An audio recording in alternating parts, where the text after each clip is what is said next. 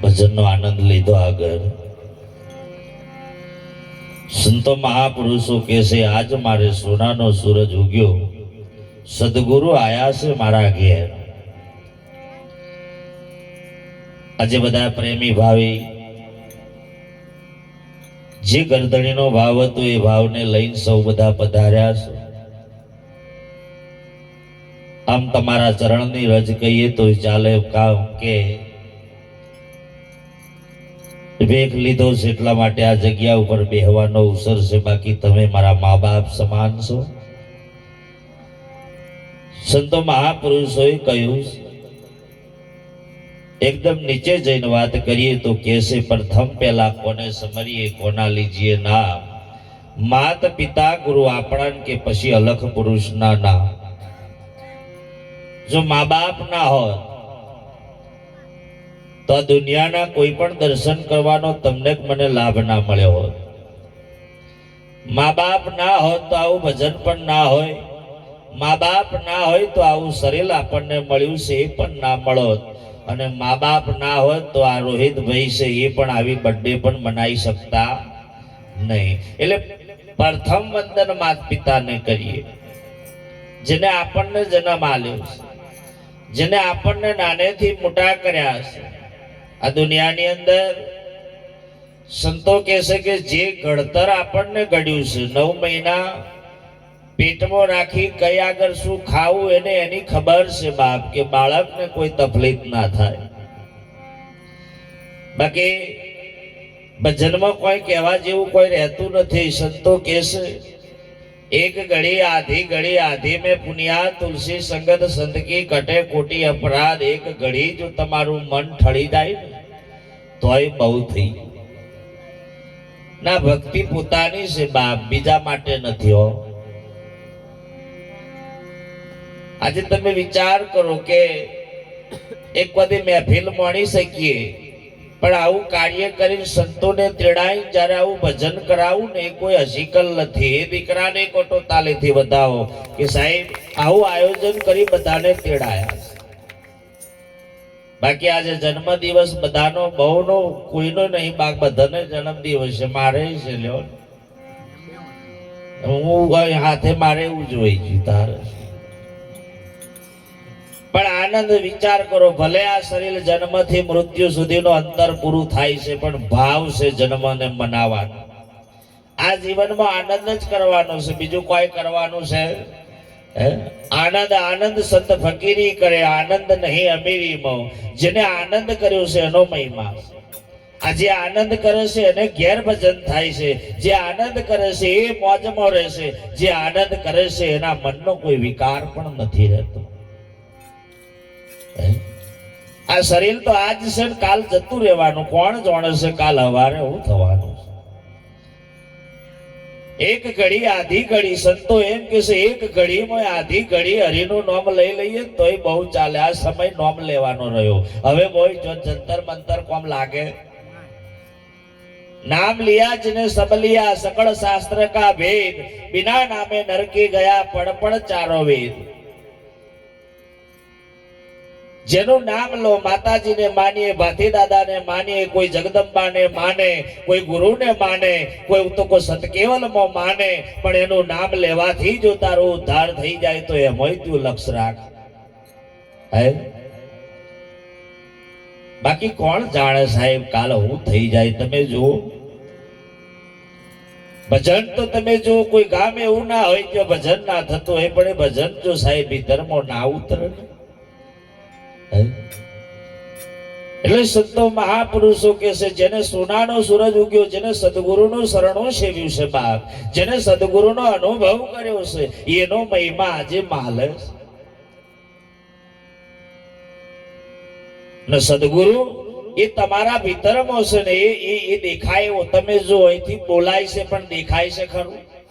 અહીંથી બોલાય છે પણ દેખાતો નથી. અને પવન પતિ આવતો હોય પણ એ પવનની જોખ જતી હોય પણ તમને મને નહીં, પણ એનો અહેસાસ તો થાય.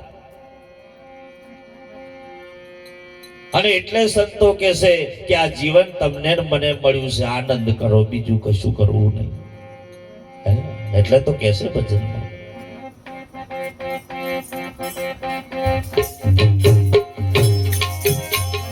મંજીરા વગાડજો જો પીટીનો વોઇસ નહીં કર્યો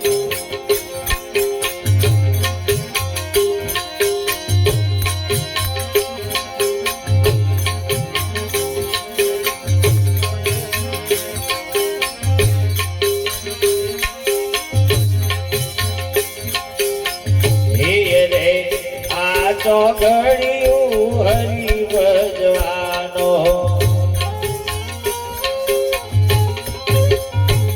જાણો વોઇસ કરવું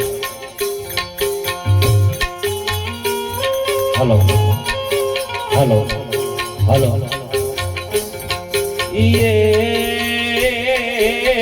ફરી ફરી ના આવે રે આ જીવનમાં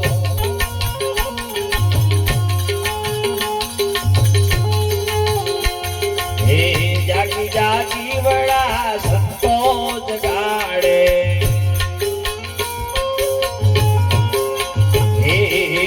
જાગી જાગી વડા સંતો જગાડે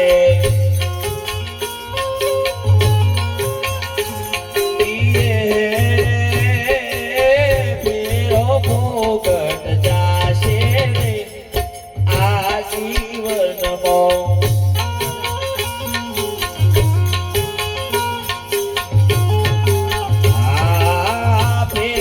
ભોગ જાશે રે આ જીવનમાં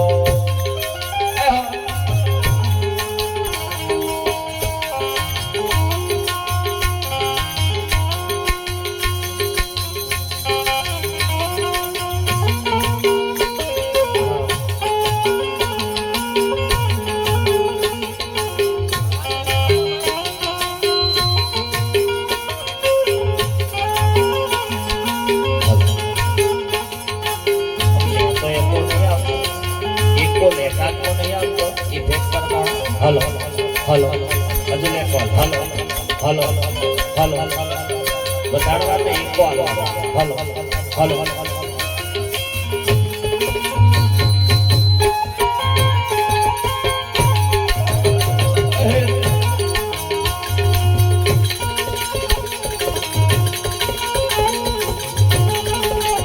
પછી હું આ ભજનોની એક કડી પર જો આપણે લક્ષાર્થ લેશું 100% જીવનનો ઉદ્ધાર થાય એવો છે હે માયાની વાડી તારી અહીંયો રહેવાની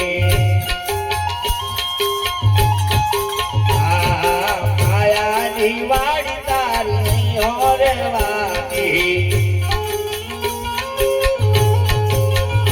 એ સાથે કોઈ ના આવે રે આ જીવનમાં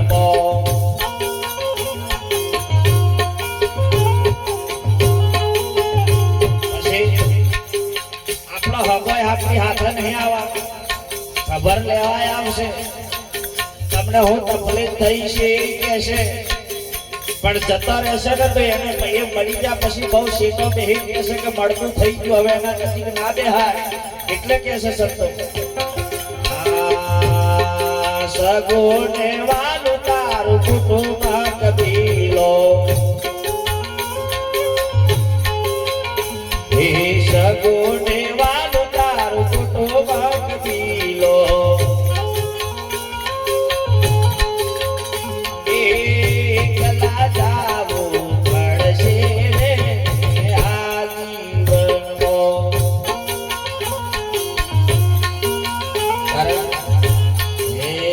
તારો પોત ફૂલડીઓનો મોડવો તારો પોત ફૂલડીઓનો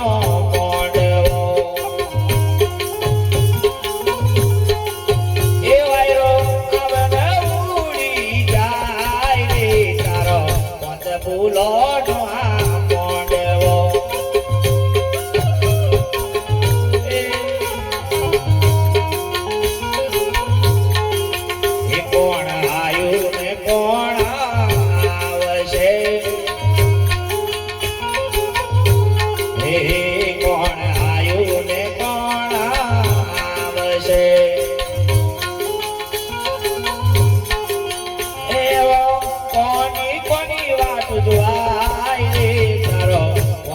ફૂલો મોંડવો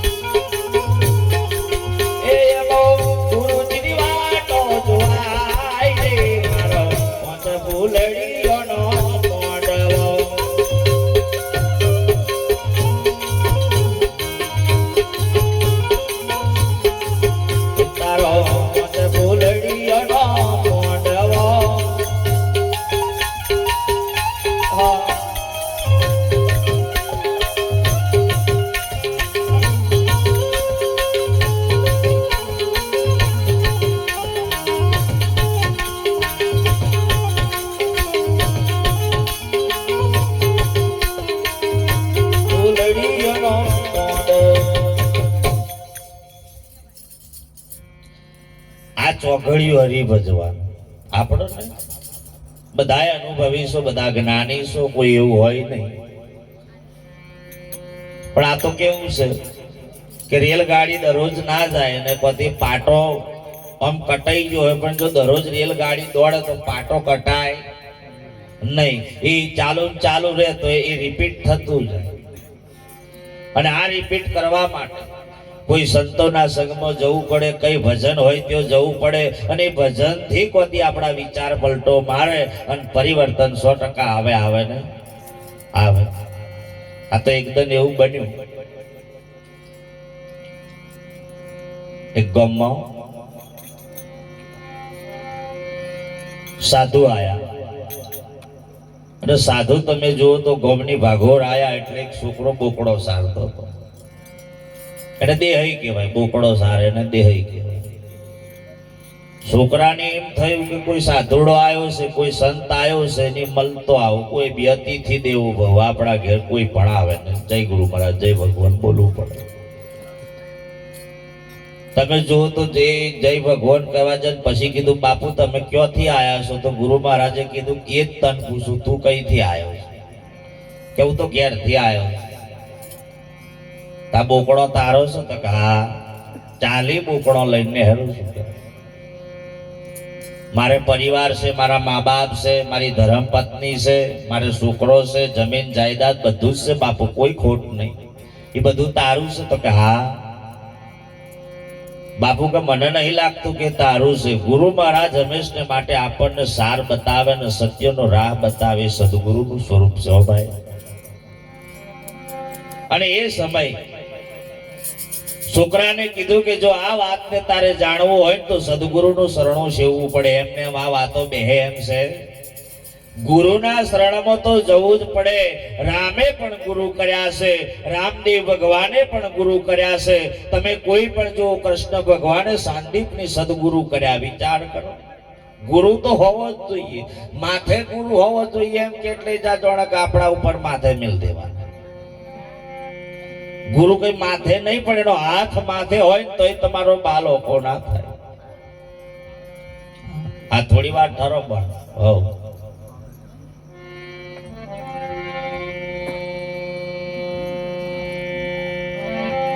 આ દીકરાને સદગુરુ મહારાજે કીધું કે હું તને એક મરણ અવસ્થા એટલે સદગુરુ આપણો દેહ ભાવ છોડાવે. આપણને જ્યારે ગુરુ ઉપદેશમાં બેહીએ એટલે તન મન ધન શીશ મુકાયા પછી દેહ ભાવ છોડાઈ દે કે હવે આ તારો દેહ નથી અને હું તને જે ઉપરીત કરું છું એ હરિગુરુ સંતોની સેવા કરવા માટે આપું છું.